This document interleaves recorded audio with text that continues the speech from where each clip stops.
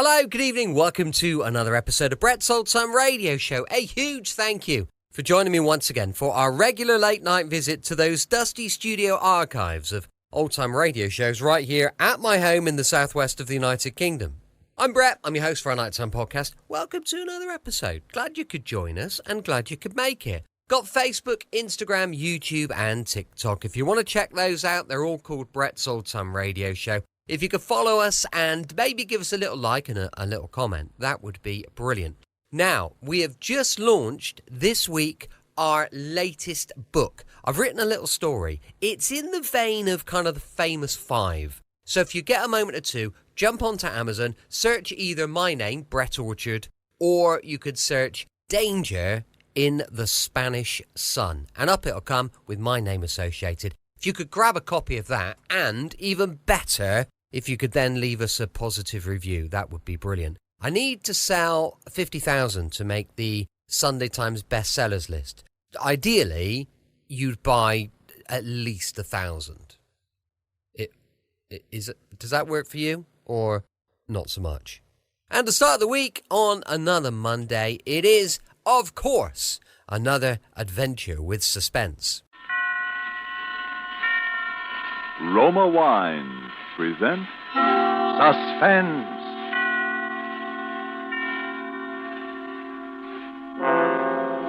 Roma Wines, made in California for enjoyment throughout the world.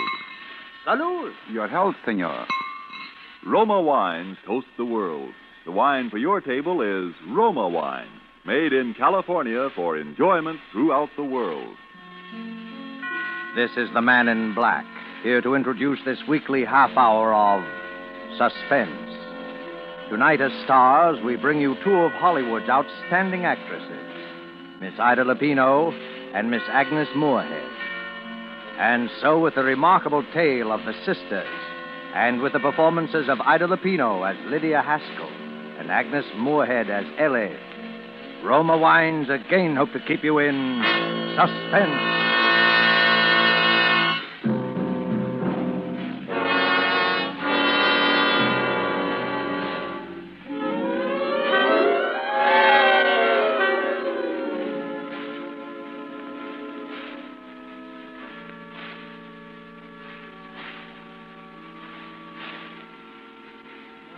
Here is one I think would be very lovely. It has a far superior lining, pure silk, much heavier than the others we've looked at. Do you care for this one, Miss Haskell? Oh, yes. That's very nice. But I believe I'd like to see something perhaps even a little better. Of course. If you just step over this way, Miss Haskell. Now here is an exquisite casket. Something that really does honor to the departed. Yes, it's beautiful. Now, the interior is just the same as the last, but the casket itself is of bronze, solid bronze. Well, won't that be rather heavy? Yes, but not too heavy. Will there be 6 pallbearers? I don't know. Well, it doesn't matter, really. 4 men can carry this very easily, very. Miss Haskell, I want you to notice the floral design here. All hand-wrought, every bit of it. And, oh yes, notice the seams in this casket. Airtight and watertight, guaranteed. You know, of course, how important that is. Yes. Yes. But this casket in 100 years, or even 200 years, will be just as strong and will look just as beautiful as it does on this stand today.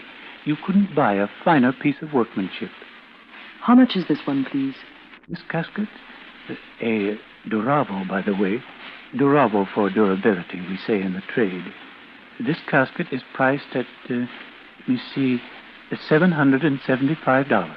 But we can't bring back the departed. No, our only solace is the knowledge that we've done them the last possible honor. Very well. I'll take this one. Well, I'm sure you're making a very wise choice. In all my years as a mortician, I've never found a family that regretted money spent on a Duravo. And now, let me see. I'll give you a check. Oh, no, that won't be necessary. Not immediately. After the funeral will do. Oh, by the way, we haven't mentioned it. Are we handling the funeral arrangements? I really don't know yet. Oh, well, you want the casket delivered somewhere? No. I'd like you to hold it for a while, please. Hold it? But for how long? For 3 weeks. 3 weeks? I don't understand. Who is the party, the deceased? Who is this casket for? It's for me.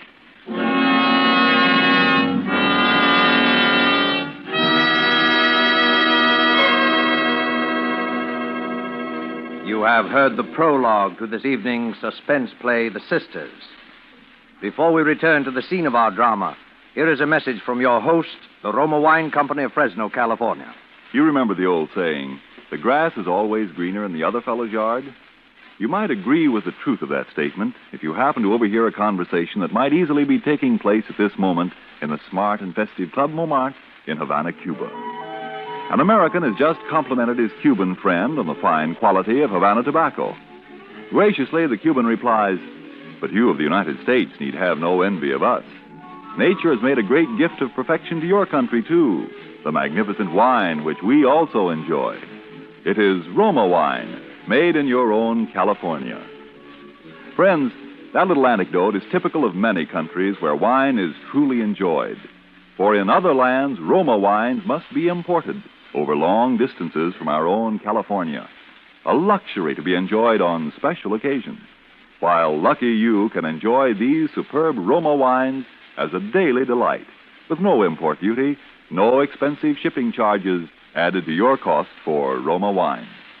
Whichever one of Roma wine's many types your own taste test names as favorite, you'll agree here is truly superb wine that could come only from truly choice wine districts. And you'll say, no wonder Roma wines are America's largest selling wines. I'll spell out the name for you. R-O-M-A, Roma wines, made in California for enjoyment throughout the world. And now it is with pleasure that Roma Wines bring back to our soundstage Ida Lupino as Lydia Haskell and Agnes Moorehead as Ellie in The Sisters. A tale well calculated to keep you in suspense.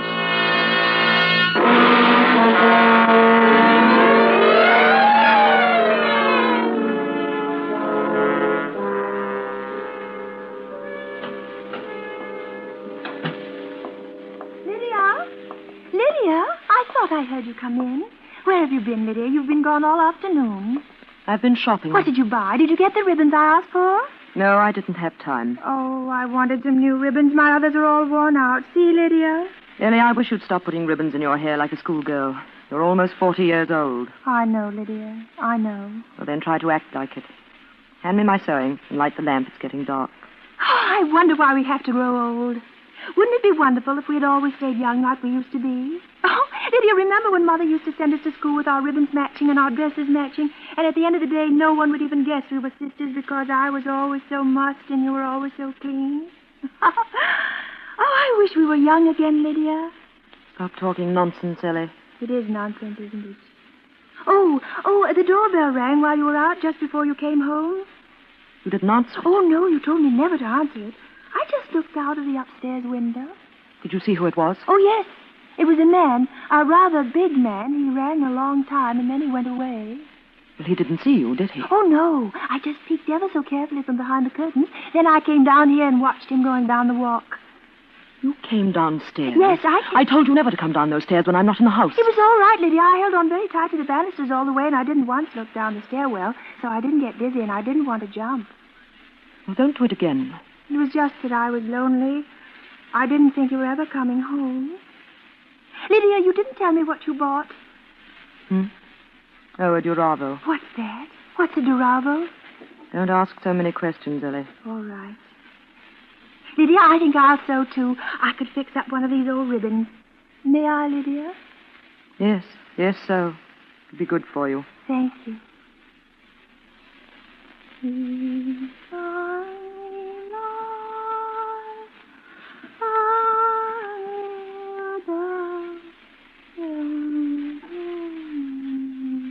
Lydia? Yes? Lydia, could I go shopping someday? Don't be a fool, Ellie. I'm sorry. I just thought... No, I suppose you're right. It wouldn't do. Not yet.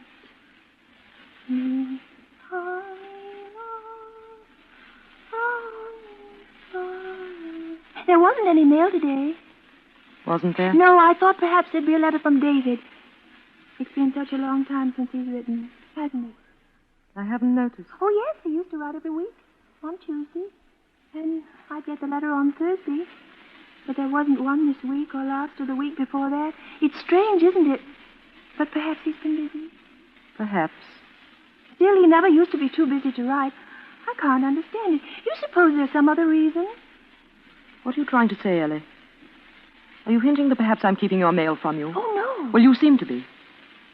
Why should I keep David's letters from you? But I didn't say that. I just said it was strange that David hasn't written, that's all. He wouldn't keep David's letters. I know that, Lydia. Go on with your sewing. Oh, yes, I want to finish these ribbons.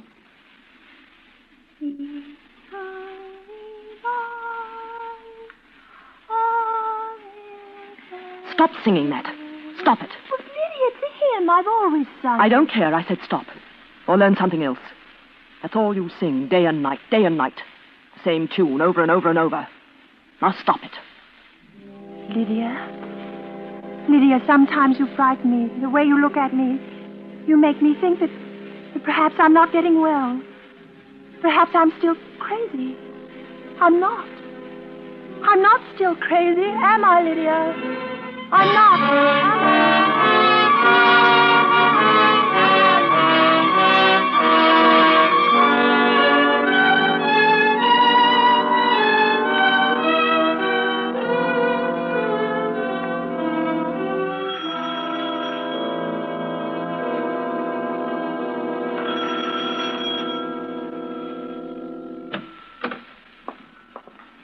Yes? Evening. Are you Miss Lydia Haskell? Why, yes. Well, can I speak to you for a minute? I was here this afternoon, but there was no one home. What is it, please? Well, we had a call from Doan Brothers, the undertakers. I'm from the police department. Really? Well, I don't see what the police could want with me. Come in if you wish. Thanks. Sit down. Thank you. There's nothing we want, Miss Haskell, except it's sort of unusual for a woman to order a casket for herself. Unusual? I've heard of many cases of that kind. People who are alone in the world and have no one else to look after things. Sure, I know. Only it's a little more unusual when you can name the date. The undertaker said you wanted the casket held for 3 weeks. Why 3 weeks? Must be some reason for it. Yes, there is. I'm going to die. I shall die in 3 weeks, or perhaps even before. There's no doubt of it in my mind, and that's why I ordered the casket. You may call it a premonition if you want. Maybe I could also call it suicide. That's why I'm here, Miss Haskell. I don't know whether you know it, but suicide is a crime in the eyes of the state. For which there is no punishment. Not if it's successful, no. But there is prevention. You see, I know I'm going to die. I feel it. But I have no intention of taking my own life. There's no need to do so. Mm-hmm. Miss Haskell, this premonition, as you call it, have you any idea what brought it on? No. You've been speaking to anyone? No fortune tellers or anything like that? No. Well, what makes you so sure? How do you know you can trust this premonition? You're not an old woman. I'd say you're in pretty good health. You have a lot of good years ahead of you. I have a religion. Not a church religion, just one of my own. It preaches that people go on living until they've outgrown their usefulness. Then they die, from one cause or another. When that time comes, the desire to live is gone. And you see, only desire keeps the body alive and breathing. I don't understand that. No, I'm sorry. Miss Haskell, you live alone here? Yes, No relatives? No housekeeper? I live alone here. Pretty large house for a person living alone. Yes, There are 3 floors and far too many rooms. But it's on the outskirts of town, and it's quiet. And it gives me the privacy I've been looking for. A privacy which you are invading for the first time since I moved here 5 years ago. Sorry, Miss Haskell. I'm only doing my job. I was told to look you up and find out why you bought that casket. Then I think we may assume your job is over. I guess so. But the office might ask me to drop back once in a while, just to keep in touch. I won't be at home. Why? You don't go out very much. The folks in the town say they don't even see you more than once a week, maybe. When you come, I won't be at home. All right. Sorry to bother you. Good night. Good night. Miss Haskell, how are you going to die? I don't know.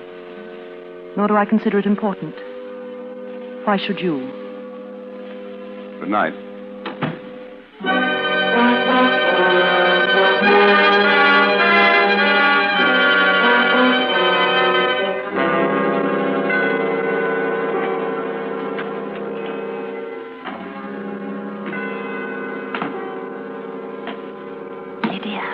Ellie, what are you doing down here? What are you doing sitting on the steps in the dark? Lydia. Haven't I told you never to come down here at night? Lydia. Or what do you want? I heard that man was here. Lydia, why did you buy the casket? Why are you going to die? You mustn't, Lydia. You mustn't die. I'd be alone if you died, and you know what would happen? They'd send me away like they did once before. The people in the town would come and find me living here, and they'd send me away. Go up to bed, Ellie, and go to sleep. How can I sleep? Oh, Lydia, you won't die. Promise me you won't. I promise you. I'll go to bed. But why did you buy the casket? And the things you said to that man as if you wanted to die. Why, Lydia? Why do you want to die? I don't want to die. No one does. No, you have such a lot to live for, haven't you, Ellie? Yes. I've been happy, Lydia. You've made me happy. And someday when I'm well again, I'll go back home and David will be waiting for me. You know he'll be there. You've always told me he'll be waiting. And he'll see that I'm well again and he'll take me back. I'm not so old, am I? David won't see me as old. He told me that when I was well, no matter how long it took, he'd still see me as a young girl. That's why I've been happy. Just waiting for the time I can go back to David. Ellie, haven't you learned yet? Don't you know yet that you're mad? And that you'll always be mad? No, don't say that. I'm getting better, Lydia. You know I'm getting better. Yes. Putting bows in your hair. Sewing ribbons all day long. Sneaking about the house at night, spying on me. Singing the same hymn over and over and over.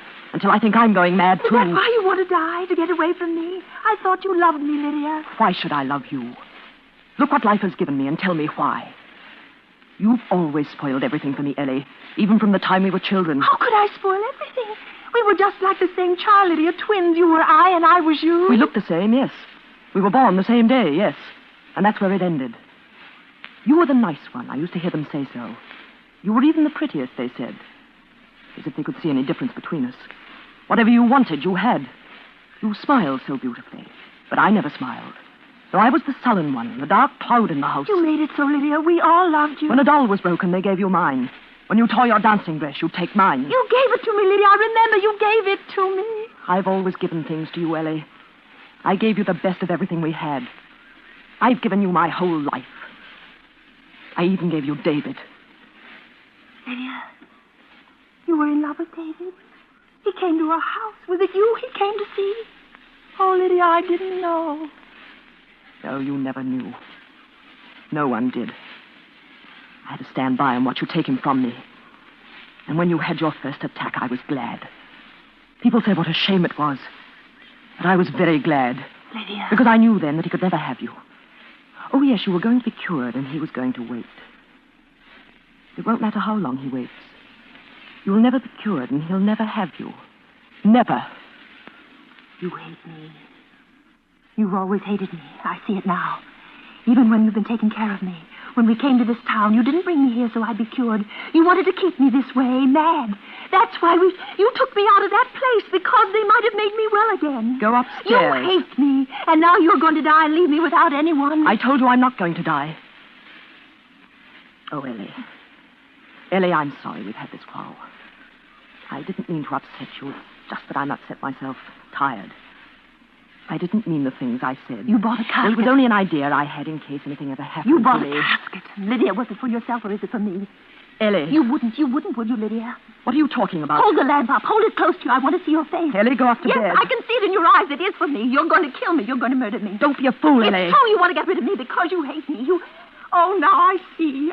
You love David. You're going to kill me, and they'll come and find me and bury me, and they'll think it's you. Be quiet. They'll think it's you who is dead because no one knows I'm living here, and then you'll go away. You'll go back to David, and you'll say that Lydia has died, and he'll think you're me, and that you're well again, and he'll marry you. You'll have him. You'll be Ellie. You'll have David in my place. Ellie, stop it. Did you hear what I said? Be quiet. Be quiet. I'll go upstairs and get to bed. Oh, Lydia, how can you be so wicked?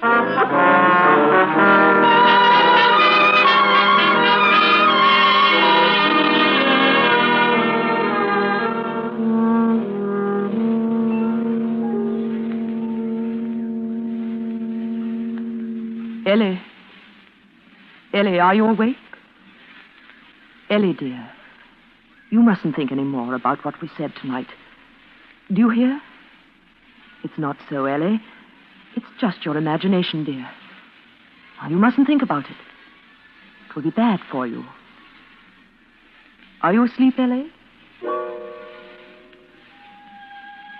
She's not asleep. She's lying over there on the other side of the room, staring at me through the dark. She knows it was the truth tonight. That she's going to die and that I'm going to kill her. That quarrel. I shouldn't have let her know. I lost my temper. Stupid. I must think clearly. How am I going to kill her? It mustn't look like murder, because they'll suspect things then. No, it must be suicide. But how?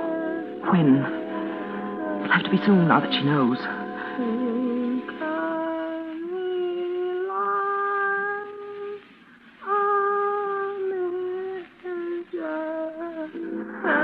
There. Listen. She's starting again. She's singing that hymn again. That hymn. I must be calm. Mustn't get excited. Must think clearly. How am I going to kill her? I wish it were over. I could go back then. Back to David. How quickly she saw through that I'd go back in our place. He'll never suspect. Because I'll be Ellie to him.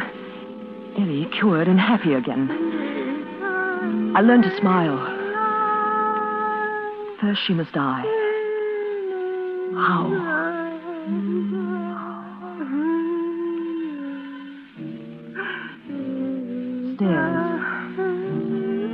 Stairwell.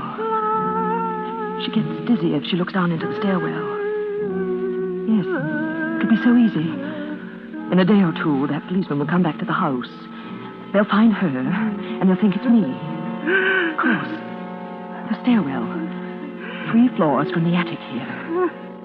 3 floors straight down. So easy when you think clearly. The stairwell. Of course.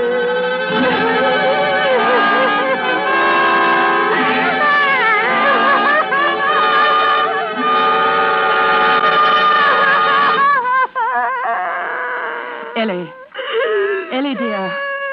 Ellie, you mustn't cry anymore. Do you hear me?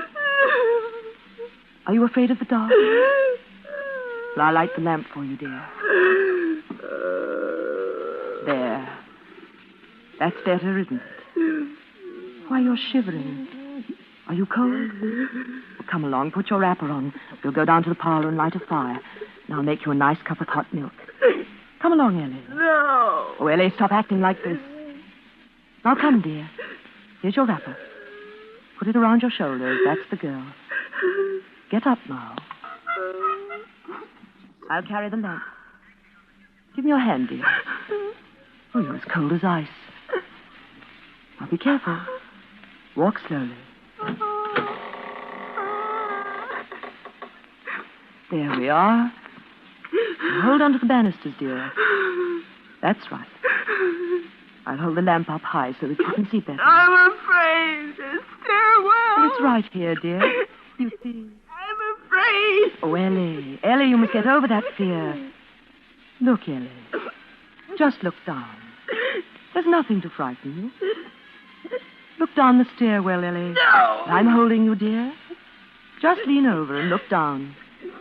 You can see all the way. No, don't make me look. Don't make me. You see? Nothing, is it? Nothing at all. No. Are you dizzy, dear? I'm holding you. Let me go. I can't stand it. Come closer, dear. No. Closer, Ellie. No. Lean over. No. Just look at her. Do you hear, Ellie? Let me get back. Look, Ellie. No. Look down. No. Now, Ellie. No, let me now, go. Ellie. Lean over. Look down, Ellie. Look down.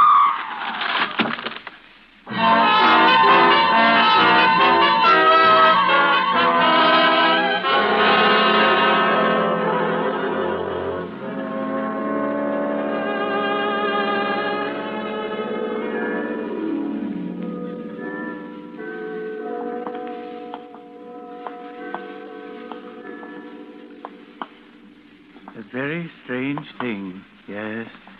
It was brought to my mind, of course, because this is the house, just here, the next one we're coming to. Yes, she was in to see us just a few days ago. Came in to order the casket. She saw a casket she wanted, and then she told me it was for herself.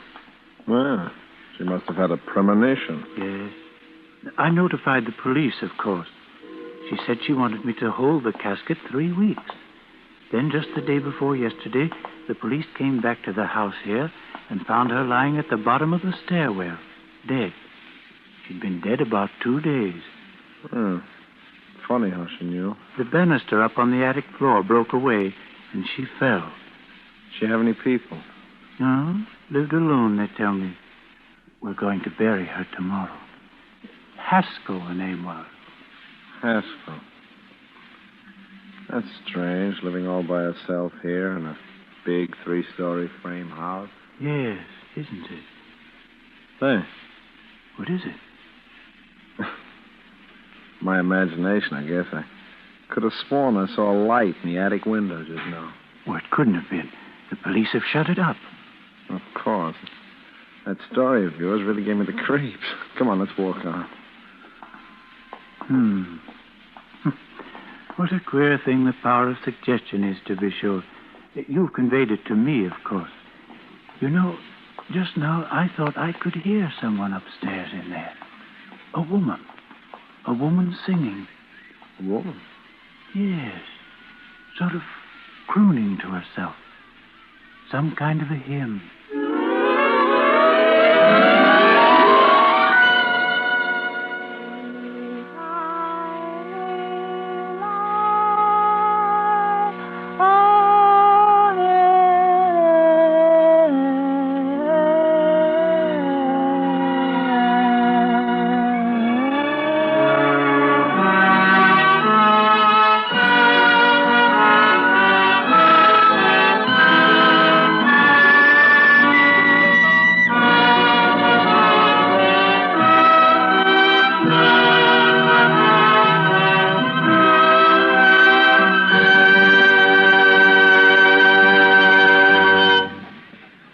And so closes The Sisters, presented by Roma Wines, and starring Ida Lupino and Agnes Moorehead.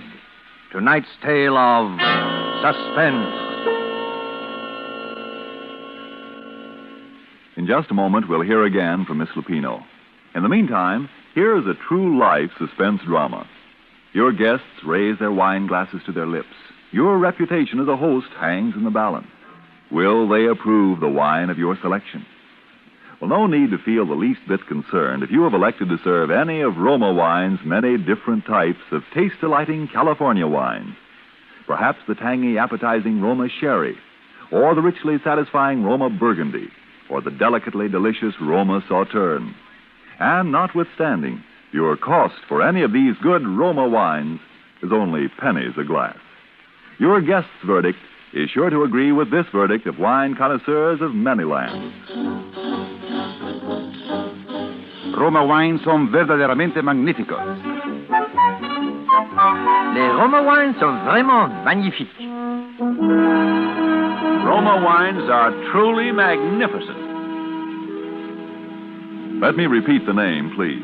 R-O-M-A, Roma wine.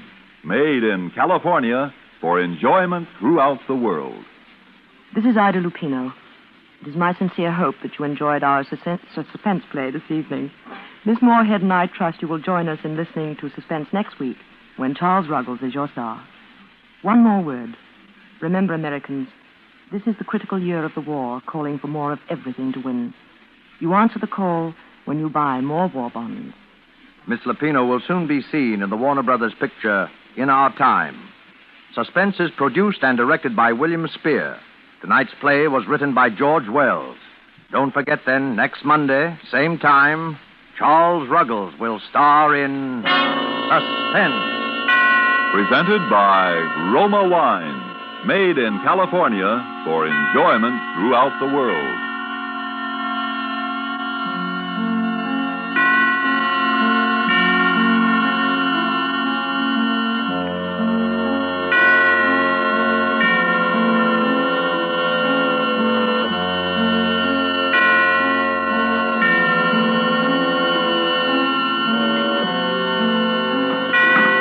This is CBS, the Columbia Broadcasting System.